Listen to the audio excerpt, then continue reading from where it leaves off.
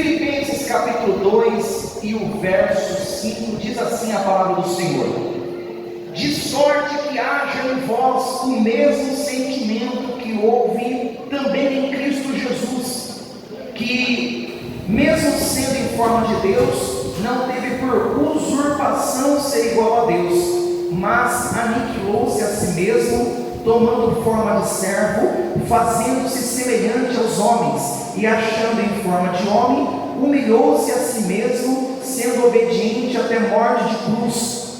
Pelo que Deus o exaltou soberanamente, que lhe deu o nome que está acima de todo nome, para que o nome de Jesus se dobre todo o joelho que está nos céus, na terra e debaixo da terra, e toda língua confesse que Jesus Cristo é o Senhor, para a glória de Deus Pai. Levante as Bíblias, mãos aos céus e diga comigo: fala comigo, Senhor, através da sua palavra. Amém, Jesus. Pode tomar o seu assento, desocupar as suas mãos e dê uma linda salva de palmas para engrandecer e adorar a nós santos. Você vai fazer isso que vocês costumam fazer para mim, agradeço, tá bom? O texto que Deus colocou no coração do anjo dessa igreja, que todas as campanhas, concentrações, eventos são dirigidos por Deus dentro de uma igreja. E Deus tocou o coração do anjo dessa igreja aqui para trazer o sentido de gnoses, uma palavra, uma concentração que nos faz refletir. E essa mensagem é a mensagem para nós que já estamos na presença de Deus, que já viemos para o Evangelho, precisamos meditar nessa palavra. O apóstolo Paulo, a qual é o escritor desse texto, escreveu metade do Novo Testamento, praticamente a metade, porque no Novo Testamento temos 27 livros. Dos 27 livros, 13 livros foram escritos pelo apóstolo Paulo, ou seja, metade dos escritos do Novo Testamento escrito por este homem. Mas quando a gente abre a nossa Bíblia, a gente repara que o apóstolo Paulo não escreveu as suas mensagens apenas em dias bons. Desses 13 livros que ele escreveu, alguns livros ele escreveu em dias de tribulações. Nós encontramos na Bíblia Sagrada, assim como esse livro, o livro de Filipenses, alguns livros que ele escreve dentro de prisões. E muitas das vezes, quem sabe, bateu essa pergunta no coração dele: se eu estou fazendo a obra, por que é que Deus permite isso acontecer comigo? Em primeiro lugar, ser crente não vai poupar você de dias de dificuldade, não, pelo contrário. Ser crente vai deixar para você dias de luta, dias de guerra, dias de prova, mas em dias bons Deus é contigo, em dias maus Deus permanece contigo, em tudo Deus vai estar do seu lado para te garantir a vitória. Eu fico imaginando Deus perguntando para Paulo, e perguntando para ele: olha, e quando as coisas estavam boas, o que você fazia? Ele dizia: eu adorava. E quando as coisas estão ruins, ele diz: eu tenho que permanecer adorando, porque adorar a Deus quando tudo está bem é muito fácil. Adorar a Deus quando a igreja está cheia para você cantar é muito fácil. Adorar a Deus quando pregar a palavra, ministrar, quando todas as agendas estão abertas, você só prega em lugares grandes, isso é muito fácil. Adorar a Deus, meu irmão, quando tem dinheiro no bolso é muito fácil. Adorar a Deus quando a família está salva, está liberta, é muito fácil. Adorar a Deus quando você tem carro para vir para a igreja, fecha o vidro, liga o som e liga o ar-condicionado, é muito fácil. Mas eu quero ver adorar igualzinho o apóstolo Paulo, que quando ele está machucado, ele está adorando, quando ele está acorrentado, ele está adorando, quando ele não tem dinheiro, ele está adorando. Ele vai dizer: eu sei ter e eu sei não ter, mas eu posso todas as coisas naquele que me fortalece. Levanta a mão para cima nessa noite. Eu não sei qual é a situação que você está vivendo, mas Deus está dizendo para você: em breve todas as lágrimas que caíram do seu rosto vão cair como chuva de vitória sobre a sua vida.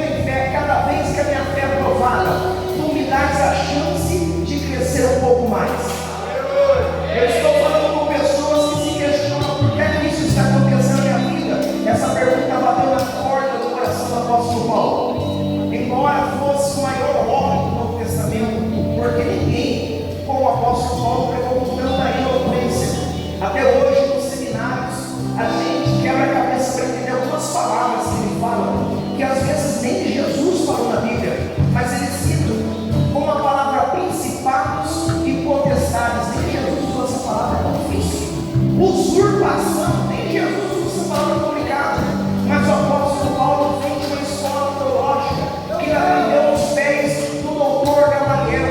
Embora, meu irmão, ele deixa de lado a arrogância, deixa de lado o preconceito, a religiosidade, mas a Bíblia Sagrada diz para nós que ele guarda todos aqueles ensinamentos no coração, ele vai usar isso a favor do cristianismo.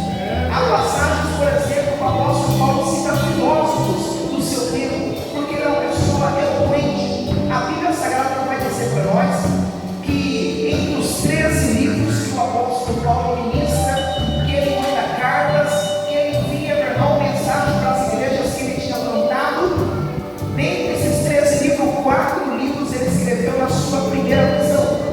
Entre os livros que são Efésios, Colossenses, Filemon e Filipenses, que é o livro que a gente estamos acabando de ler aqui agora, nós encontramos aqui o primeiro deles, é o livro de Efésios, que traz um compêndio eclesiológico muito grande, é a doutrina da igreja.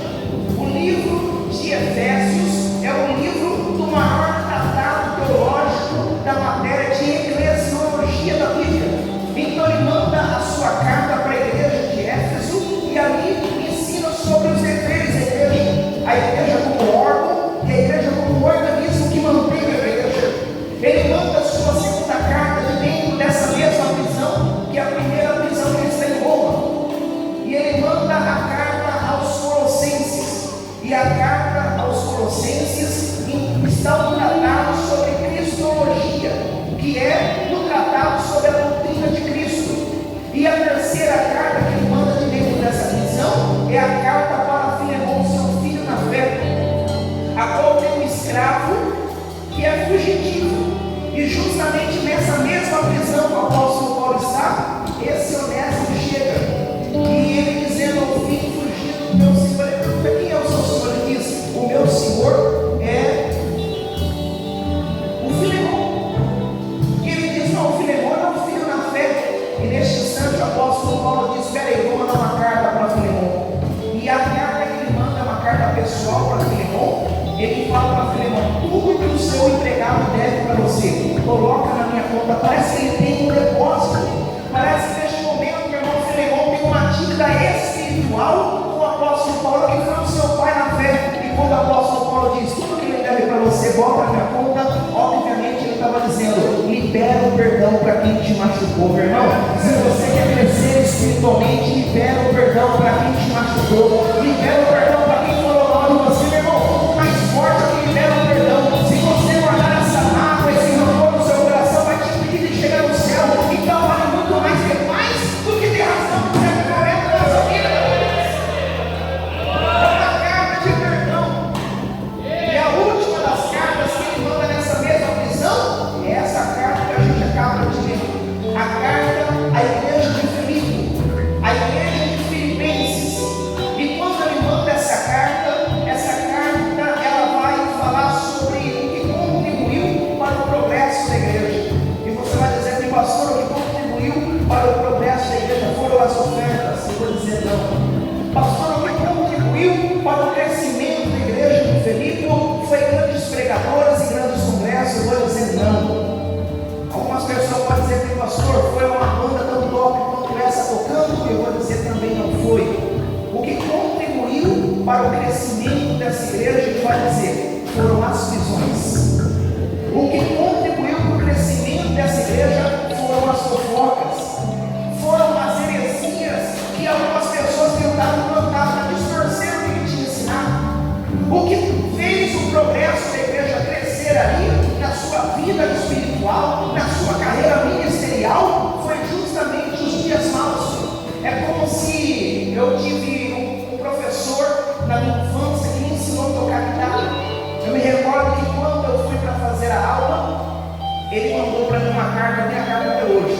Está escrito que você se tranca no seu quarto e toca 1 hora sem parar. E aquele escrito parecia ser fácil, até que me tranquei no quarto e comecei a tocar guitarra 1 hora sem parar. Começou a fazer bolha no meu dedo. A bolha estourou, aí sai aquela água. Aí eu continuo tocando, começou a sangrar o dedo. Eu voltei para ele. Eu falei: Ronaldo, tudo vai muito bem com a minha cara, né? Ele falou: por quê?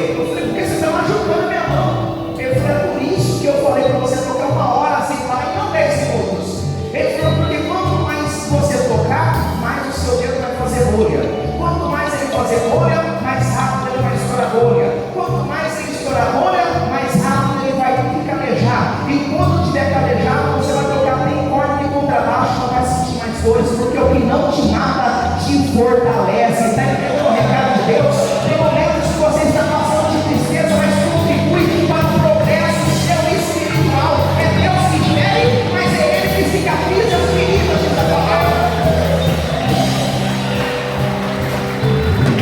Estou falando com pessoas que estão sendo feridas. Você não está sendo ferido pelo seu marido, você está sendo ferido por Deus. Você não está sendo ferido pelo pastor da igreja, você está sendo ferido por Deus. Você não está sendo ferido pelo patrão seu, você está sendo ferido por Deus. Você não está entendendo não, que tudo que está acontecendo está debaixo da permissão de Deus. É Deus que está no controle, não é o diabo, não é o chucaveiro, não é o brinca-rua, não é Maria Batida, não é o Bombadilho que está no controle. Quem tem a chave que abre ninguém fecha, quem fecha ninguém abre, continua sendo o Senhor dos exércitos, aleluia. Ele tem o controle de tudo, tudo passa debaixo das suas mãos. E você está sendo ferido por Deus, acalma o seu coração. O apóstolo Paulo diz: eu carrego no meu corpo. Olha, ninguém quer, ele vai dizer, ninguém cala a minha boca, porque eu carrego no meu corpo as marcas de Jesus. Por que ele não fala ferida, mas ele fala marca? Porque ferida é como é recente, marca é quando cicatrizou. Deus está dizendo: eu vou cicatrizar todas as feridas do seu coração que o tempo ele trouxe para você. Ninguém passa por essa vida sem receber marcas no seu corpo. Os nossos ministérios, eles estão cheios de marcas. Se eu perguntasse para esse dirigente o tanto de coisas que eles já ouviram, o tanto de coisa que já veio contra a vida deles, se eu perguntasse para você, quem sabe a sua história seria tão triste que faria nós chorarmos. Mas aqui nessa noite nós não estamos aqui para falar dos dias maus. O apóstolo Paulo está dizendo que todas as coisas ruins que aconteceram no seu ministério contribuiu para o progresso, para o crescimento espiritual. E agora, meu irmão, ele mandando essa carta aos Filipenses. Por que ele fala sobre isso, pastor? Ele está falando isso porque ele está dentro de uma prisão, que nos dias dele, a prisão diferente de hoje, o preso, o detento, era aprisionado as mãos e os pés, juntamente com um soldado. Aí, meu irmão, quando tu vai para fazer as tuas necessidades, você não tem privacidade. Você vai e tem alguém te acompanhando. Isso é humilhante. Você que já ficou hospitalizado, dependeu de alguém para te dar banho, você sabe que isso é humilhante. Você que já ficou em cadeira de roda, você que já usou muleta e dependeu de alguém para colocar comida na sua boca algum dia, você sabe que isso é humilhante.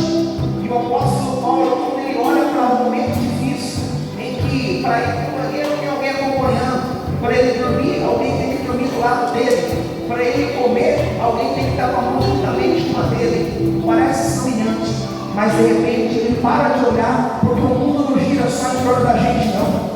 Às vezes você está dizendo: eu estou sofrendo demais. Vai para o hospital para você ver. Tem gente sofrendo mais que você e deu mais glória a Deus que você no dia de hoje. E no momento, meus irmãos, em que o apóstolo Paulo está olhando para a dor que ele está enfrentando, ele para de olhar para ele e começa a olhar para a cruz, para Jesus. E ele começa a pegar a pena, o linquinho, o papiro. Ele pega a caneta e vai escrever a carta de Filipenses, dizendo que a provação que ele está passando não é nem 10%, não é nem 1% do que Jesus passou na cruz.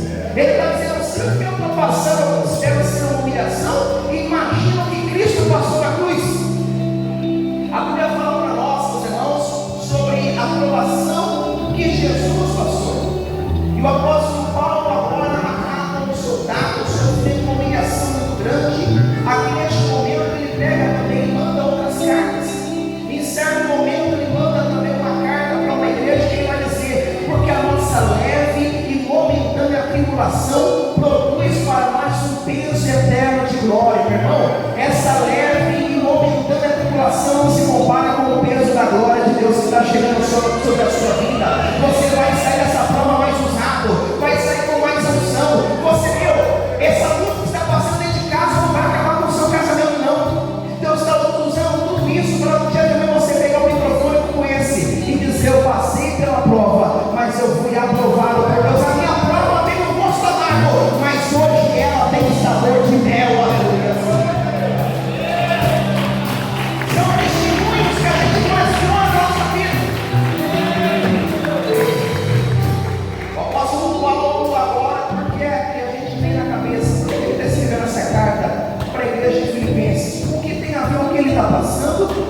que Jesus passou com a igreja de Filipenses. Há 2000 anos atrás, Roma era um império muito forte. Roma era um império truculento, déspota, matava pessoas. Você conhece a história? Foram eles que mataram a Jesus. Foram eles que mataram o apóstolo Paulo, o apóstolo Pedro. Foram Roma, meus irmãos, que matou boa parte dos apóstolos de Cristo.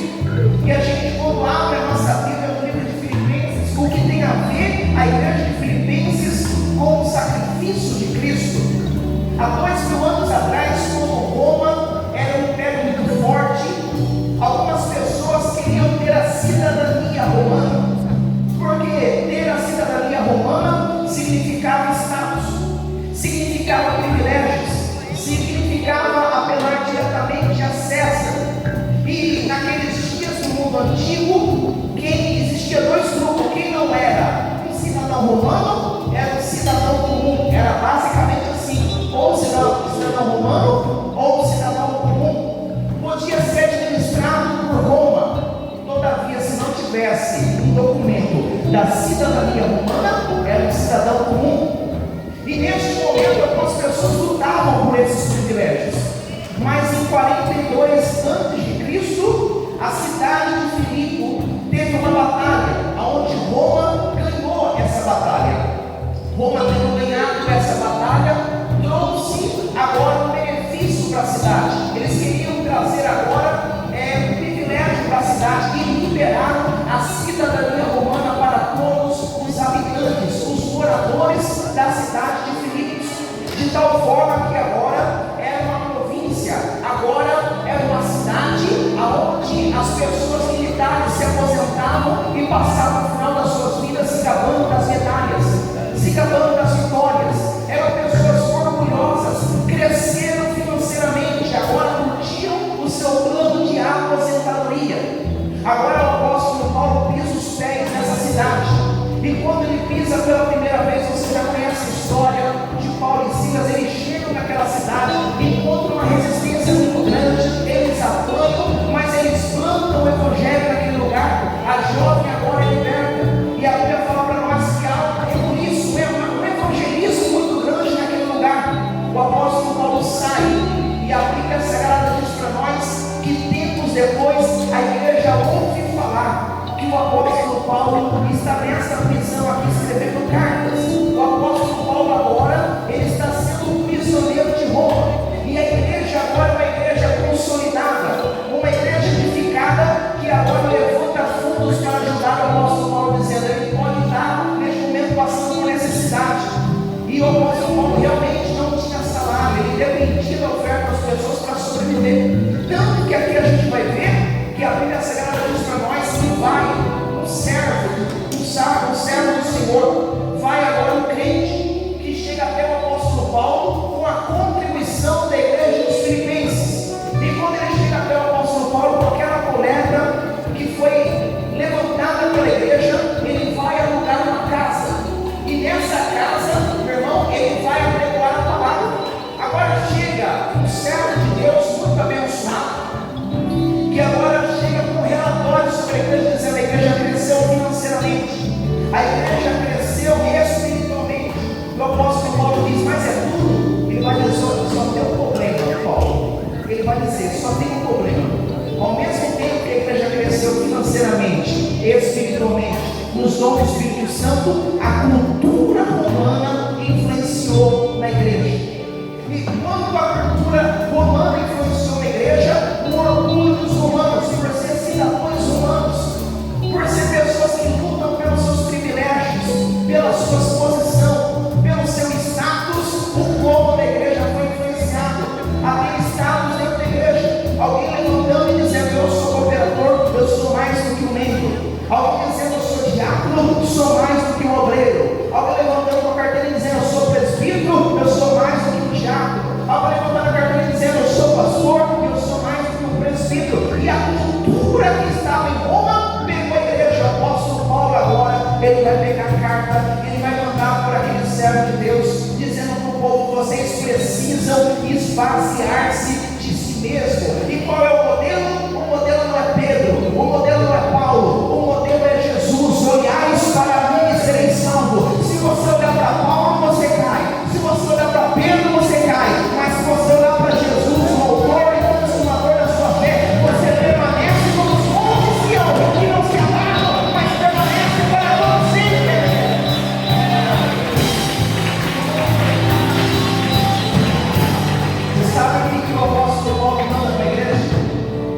manda a carta para a igreja, ele vai dizer que em vós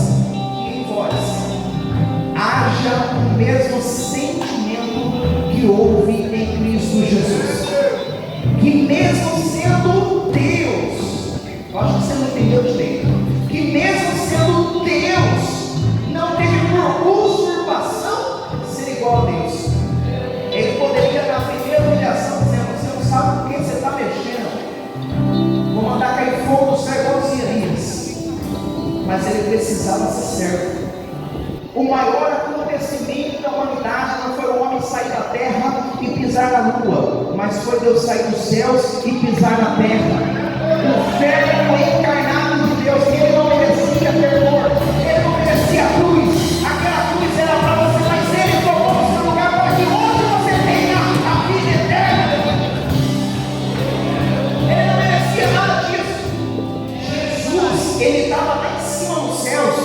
Meu irmão, ele não precisava de nada disso. Humilhação, alguém que cuspiu na sua cara, um tapa na cara, coroa de espinhos, a cruz para carregar, ele não precisava de nada disso. Mas a Bíblia falou para nós que ele deixou, ele não teve por usurpação, ele deixou o título de lado, ele deixou tudo aquilo que ele tinha aprendido, ele deixou o luxo e o conforto do céu. No céu não tinha, meu irmão, no céu não precisava nem de ar-condicionado, era tudo fresquinho. No céu não precisava comer, não precisava dormir, não tinha dor de cabeça, não precisava trabalhar, mas ele deixou tudo lá em cima, somente, meu irmão, para se fazer homem, habitar no meio de nós, para tomar o nosso lugar e nos dar de volta o que o homem perdeu no jardim. Ele conseguiu na cruz do Calvário, a comunhão que existia entre Deus e o homem, o véu do tempo se rasgou, e hoje você tem ousadia para entrar no tabernáculo do Senhor Jesus. A Bíblia fala para nós que ele, mesmo sendo Deus, não teve por usurpação, deixou o título de lado. Mas acredite, ele era 100% homem, mas era 100% Deus. Como 100% homem, ele nasce em uma manjedoura. Como 100% Deus, quem canta no dia do nascimento dele são os anjos dos céus que descem. Os pastores até vê aquele coral cantando Hosana nas alturas, bendito seja aquele que veio em nome do Senhor. Como 100% homem, ele nasce de uma mulher. Como 100% Deus, ele não nasce com a ajuda do homem, porque Deus não precisa da ajuda nem do favor do homem para conseguir se manter. Como 100% homem, certo dia ele está dormindo num barco, mas como 100% Deus, quando a tempestade se levanta, ele vai para a proa e diga: aquieta-te vento, acalma-te mar. Como 100% homem, ele come junto com os discípulos peixes, mas como 100% Deus, quando falta peixe, ele multiplica pão e peixe. Como 100% homem, ele pega bebida com os seres humanos, mas como 100% Deus, no dia que falta o vinho, ele transforma a água em vinho. Como 100% homem, ele anda nas estradas, machuca os pés e desgasta o calçado, mas como 100% Deus, na transfiguração, ele flutua, aleluia Jesus. Como 100% homem, ele tem que atravessar de barco para o outro lado do mar, mas certa vez ele deixou o barco ir na frente, e como 100% Deus, ele anda por cima das águas, aleluia Jesus.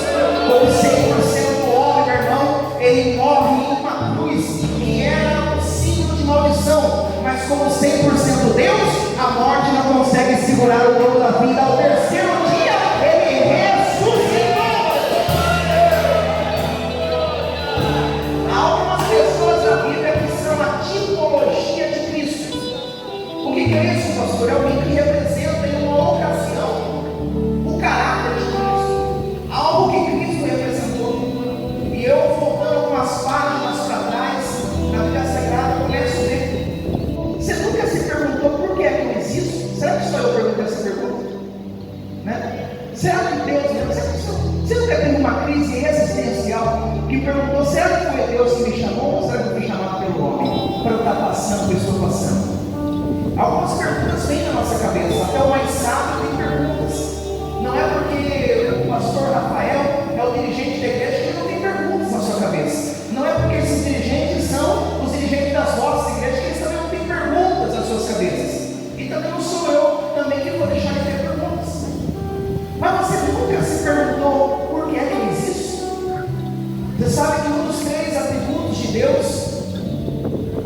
os três atributos de Deus, Ele é onipresente, onipotente, onisciente, mas dentre esses atributos de Deus, Ele também existiu por toda a eternidade. Uma criança pergunta: quem foi o seu pai? Essa pergunta a gente não pode devolver para Deus, porque se eu perguntasse quem te criou, Deus, Ele sempre existiu. Mas você não pensa o porquê é que Deus deixou de viver sozinho na eternidade para fazer a sua criação? Deus vivia muito bem nos céus, não tinha inimigo, não tinha problema, não tinha que livrar e nem guardar ninguém, não tinha filhinho de papai, não tinha você e eu para ter que morrer por nós. Ele sabia de tudo, o plano já estava construído desde toda a eternidade. Então por que Ele deixou criar Lúcifer? Por que depois de Lúcifer ter pecado, Ele não destruiu Lúcifer? Por que Ele foi criar Adão e Eva? Por que é que nós existimos? E aí, com essas perguntas que vem vindo sobre a nossa cabeça fértil, começa a vir algumas respostas. No livro de Romanos, capítulo 11, e o verso 36, vai dizer: porque dele e por ele são todas as coisas. Ele sempre existiu, mas que graça tem você existir sozinho? O ser humano, assim como Deus, não é uma ilha para viver sozinho. Então não tinha graça estar para cima dos céus e não tem com quem compartilhar uma comunhão, uma amizade. Então Ele começa criando um espaço-tempo chamado eternidade, os anjos dos céus. Começa criando os céus, a terra. Ele vai criar o ser humano, mesmo depois do homem ter pecado, antes do homem ter pecado, Ele não mudou sua opinião.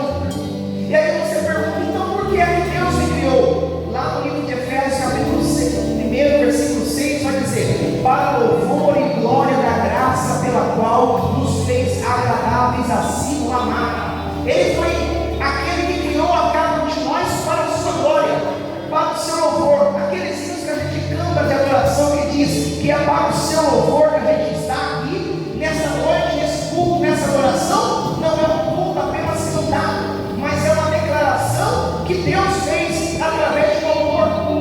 Deus nos criou para a sua glória. Porque você tem uma churrasqueira na sua casa e não fazer churrasco, não tem graça. Que graça tem você ter a churrasqueira, acender e fazer a churrasqueira para você sozinho? Fazer um churrasquinho, aquele contra filé, aquela gordurinha do lado, você coloca o sal grosso, mas você come e pensa: é gostoso, só um bicho, só tenho eu não tenho esposa, eu não tenho filho, eu não tenho marido, eu não tenho ninguém para chamar, eu não tenho amigo. Isso não tem graça. Que graça tem você ter um carro, mas deixar ele parado na garagem? Que graça tem andar em dias de chuva para esfriar o seu carro, não tem ninguém na rua, para você dizer: pai, senhor, não, a pessoa dizer: ela está de carro novo. Que graça teria Deus na eternidade se Ele continuasse sozinho? E por isso agora Ele vai compartilhar algo que nós chamamos de comunhão com o ser humano. Ele cria o ser humano para a sua glória, mas com o espaço-tempo em que o homem é criado, pega contra Deus, o homem deixa a sua essência de adoração de lado, o homem deixa de buscar a Deus, e agora Deus manda por intermédio dos profetas alguém para ir então resgatar aquela comunhão. Mas Davi tenta e não consegue, Moisés tenta e não consegue. A Bíblia fala para nós que cada um dos homens de Deus, os profetas, Jeremias, Isaías, Oséias, Amós, Obadias, Sofonias, Jonas, cada um deles tenta, mas não consegue resgatar a comunhão entre o homem e Deus, até o momento, meu irmão, que Ele diz lá na eternidade: a quem enviarei e quem há de ir por nós? E a Bíblia fala para nós que quem está do lado de Deus, quem está à direita do Deus Pai, agora vai dizer: eis-me aqui e envia-me a mim. E neste momento o verbo que era Deus, Ele deixou, meu irmão, toda a sua eternidade para ser o verbo encarnado. Por que eu estou chamando de verbo? Porque Ele era, Ele é e Ele continuará sendo por toda a eternidade, amigo Jesus. A gente aqui nessa terra pode deixar de ser alguma pessoa, mas Ele na eternidade nunca vai deixar de ser Deus. A Bíblia fala para nós, meus irmãos, que agora Deus encarnado na terra, Ele vai resgatar aquilo que o homem tinha perdido, Ele vai reconquistar a raça humana. Por que o pastor disse que algumas pessoas são a tipologia de Cristo? Porque voltando 1000 anos antes, voltando um tempo considerável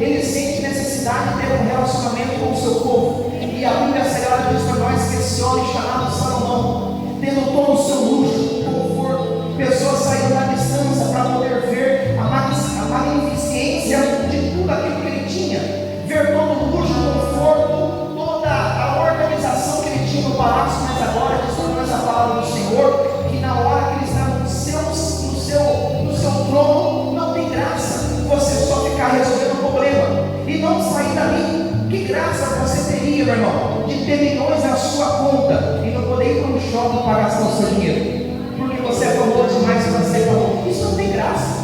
Isso não tem graça. Por isso que alguns artistas enfiam uma peruca na cabeça e saem da rua, porque não tem graça. Você ter dinheiro, não tem com o que gastar, não ter amizade, não respirar puro, só poder ver as massas humanas em cima do helicóptero, do avião. E neste momento, o que Salomão vai fazer? Ele vai dizer: tragam para mim uma roupa de um pastor. Aleluia, Jesus. Ele diz: tragam para mim a roupa de um pastor e tragam para mim um jumento. E neste momento ele vai dizer para ele: por que roupa de pastor se você tem coroa real?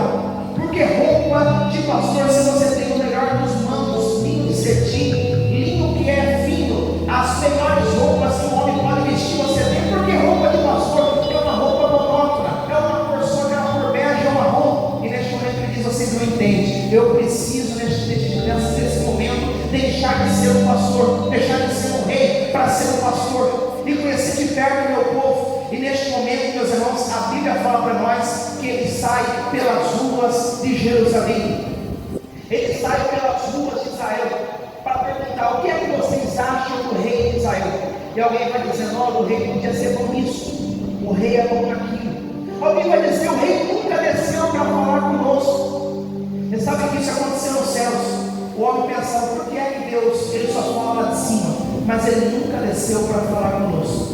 Aí de repente Jesus, ele vai se fazer homem para descer e falar conosco. Jesus. Salomão, agora ele sai de jumentinha. Ele podia ter pegado o cavalo branco, mas ele não queria alarmar ninguém, que era ele que passava pela terra. Jesus, quando ele desceu na terra, ele podia ter nascido em um berço de ouro, podia ter sido filho de Herodes.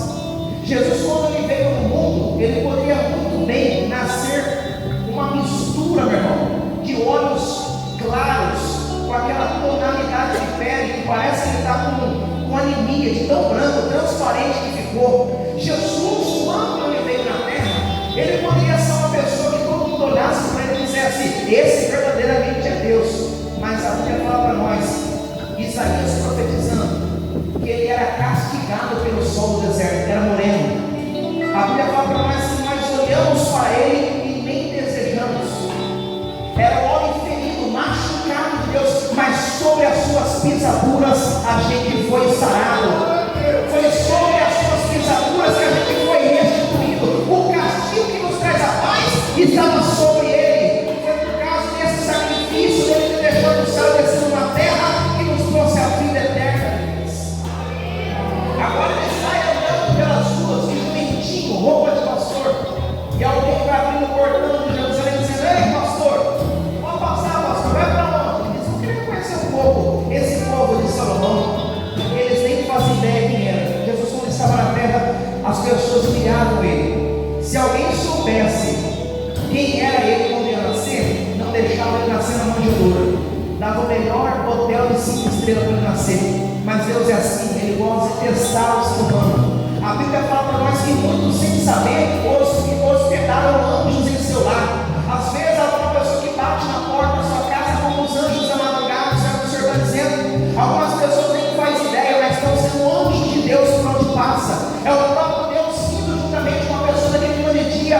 Jesus vai orar para algumas pessoas e vai dizer: eu tive frio e você me deste de esquentar, eu tive fome e você me deste de comer. Você vai dizer: Senhor, o Senhor nunca foi na porta de casa. Ele diz: quando você fizeste um desses pequeninos, a mim vocês fizeste também. Quando você faz para o seu irmão, você faz para Jesus. É por isso que nós somos a menina dos olhos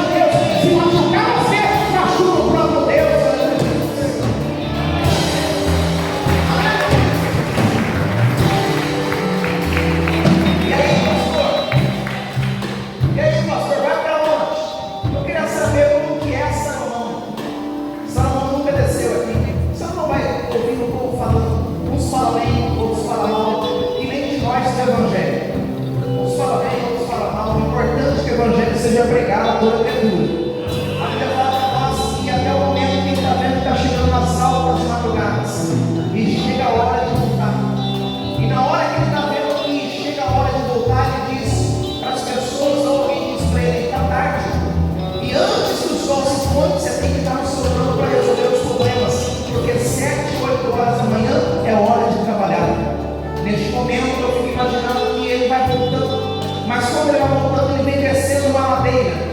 E quando ele vem descendo uma ladeira, ele repara que existem algumas pessoas trabalhando naquele horário. E ele pergunta: o que essas pessoas estão fazendo nesse lugar tão baixo? E alguém vai dizer para ele: esse é o lagar. Da onde é proveniente o vinho que você toma? E ele está reparando que quem está macetando o lagar, quem está pisando ali, aquelas uvas, são mulheres com as suas vestes brancas. E aquelas mulheres pisando o lagar, naquele momento você encontra uma mais de branco, pisando sozinha no lagar. Aquela mulher é chamada de Meniner ou Sunamita na Bíblia Sagrada. E quando ele vem chegando, ele diz para as pessoas: eu quero que vocês me guiem com meu jumentinho, me guiem até aquela mulher. E quando ele chega até aquela mulher, a Bíblia diz para nós que ela vai dizer ao rei: não olheis por eu ser morena, porque eu estou sendo castigado pelo sol do deserto por uma boa causa. Eu estou sofrendo pelo meu rei, eu estou sofrendo as aflições como um bom soldado de Cristo. Aleluia, Jesus. Meu irmão, hoje você pode estar sofrendo as aflições como um bom soldado de Cristo, mas em brevemente, meu irmão, a gente vai olhar para Jesus e vai dizer: eu combati o bom combate, terminei a carreira, mas eu guardei a minha fé. Eu estou entrando agora nas coradas de Jesus Cristo. A gente vai trocar essa cruz nossa por coroa de glória. Agora, aquela mulher está diante de Salomão sem saber que é o rei. E ele olha para ela como a uva e outros alimentos são alimentos que mancham a roupa. Ele repara que aquela mulher tem um cuidado muito grande para não manchar as suas vestes. E ele repara que quando ela pisa, ela faz algum cuidado para não espirrar. E ele pergunta para ela: por que é que você, embora esteja trabalhando num serviço que suja a roupa, as suas roupas permanecem brancas? Meu irmão, você pode estar neste mundo, mas você não é deste mundo. Você pode estar na Babilônia, mas a Babilônia não é o seu lugar. Você pode estar no Egito, mas o Egito não pode influenciar na sua vida espiritual. É por isso que o apóstolo Paulo está pregando essa mensagem para a igreja de Filipenses.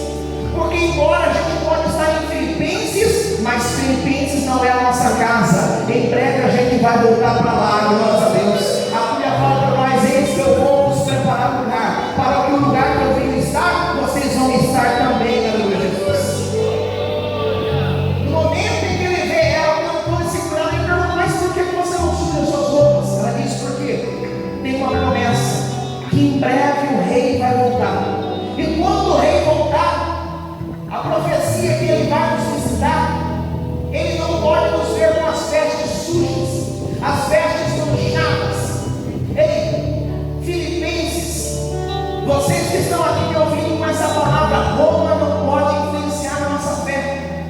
A gente está no mundo, meus irmãos, que a gente usa dos mesmos instrumentos que usam-se lá fora para louvar o diabo, mas não pode trazer os mesmos ritmos para dentro da igreja, Jesus. A gente vive dias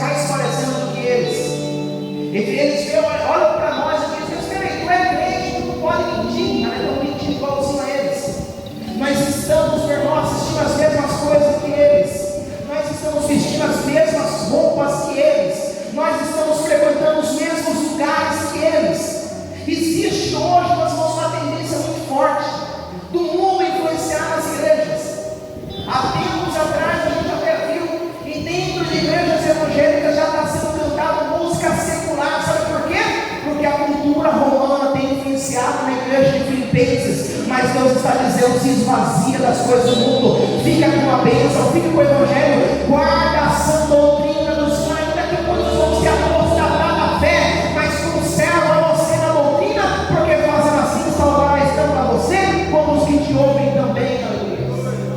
Guarda o bom depósito de Cristo. O mundo olha para nós e Ele espera que sejamos o sal da terra e a luz do mundo. Muitas vezes a gente está faltando isso. Eu fui num lugar morado no Mato Grosso, somente porque o irmão jogou um monte de sal assim no WhatsApp. Eu falei: irmão, você vai ter sal até o dia da sua morte. Você tem sal aqui, meu. É muito saco de sal. Se não me engano, era 70 quilos de sal. Eu falei para ele: você tem sal para a aposentadoria? Ele disse: não, você sai para a vaca. Eu não mandei para a vaca. Ele disse: porque a vaca é danada. Se deixar ela sem sal, ela não vai sentir sede para tomar água. Mas quando ela come a grama e está com sal, neste momento ela corre tomar água. Quando Jesus olha para nós e diz: vocês são o sal da terra, Ele está dizendo: o mundo, quando olha para a igreja, vê as mensagens nossas, ouve os louvores nossos, eles têm que sentir a sede de ser igual a gente. E muitos de nós não estamos sendo sal, não estamos fazendo o mundo sentir sede de ser igual a gente.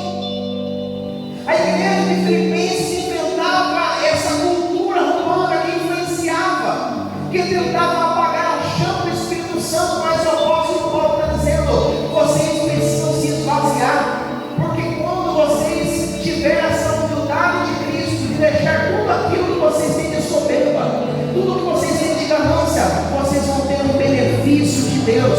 1 Pedro capítulo 5, versículo 6: humilhai-vos, pois, debaixo da potente mão de Deus, para que no tempo certo Ele vos exalte.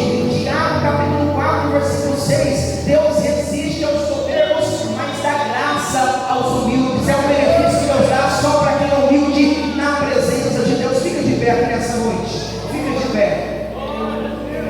Tem benefício de Deus chegando para você.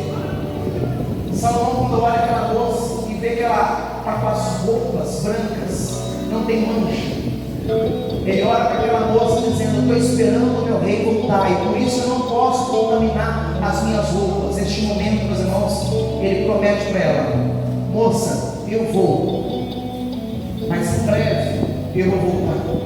E ela descobre que ela está falando com o rei. Há uma promessa de Deus para você. Ele foi, mas do mesmo jeito que ele foi, ele vai voltar. E quando porventura o Filho do Homem voltar, achará fé na terra? Algumas pessoas estão desacreditadas nas igrejas, estão desacreditadas nos pastores, estão desacreditadas nos cantores, estão desacreditadas nos crentes. Mas que não seja eu e você, igreja de Laodiceia, que se inspirou com o passar do tempo. Cante comigo, adore ao Senhor aqui nessa noite, que você quer de novo a chama do Espírito Santo na sua vida. Não deixe o mundo apagar o brilho do Espírito Santo de dentro de você. Deus está olhando para a igreja de Filipenses, está dizendo para você nessa noite: esvazia o seu coração da maldade. Você planejou no seu coração se vingar de alguém, esvazia hoje o seu coração. Você que guardou o ódio, guardou o egoísmo, guardou inveja, guardou raiva, guardou mal no seu coração, esvazia hoje, libera o perdão, porque em nome de Jesus Cristo você vai sair daqui diferente, você vai sair daqui mais leve, você vai sair daqui de mãos dadas com o Espírito Santo de Deus. Aleluia. Deus te abençoe os céus, glórias a Deus. Mas cadê a mulher do pastor?